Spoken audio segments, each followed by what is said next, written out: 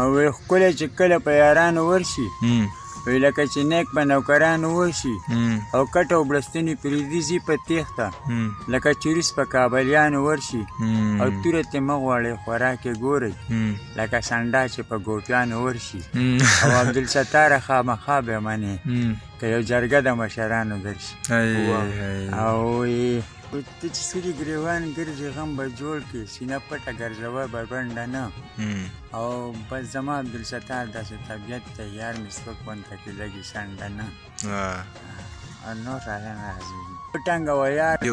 وټنګوه یار ګورې اول څه پته نه لګي او دلته د اخلاص مې نو د چل څه پته نه لګي زه هم مار خوړلی یم د پړي نه یارېږمه هر څه پکې اوسي د ځنګل څه پته نه لګي او ما عبدالستار ته یې ویلې انتظار کوه او نوره د راتللو مکمل څه پته نه لګي او دا هلک د یارانې او دا خو ډېر دی خو لکه مطلب دا دی چې لکه دا شعرونه مانه هېر شوي دي وایه چې څونه غټې وایه او دا هلک د یارانې دغه مثال دی د ړندو مخې ته ډمه ګډول دي ورسره نیکي د شګو کې میتیازې په اوږه د بابوزو میا ګرځول دي او زه شاعر عبدالستار پرې ښه پوهېږم یارانه خو چک چونډاره یا سکونډل دي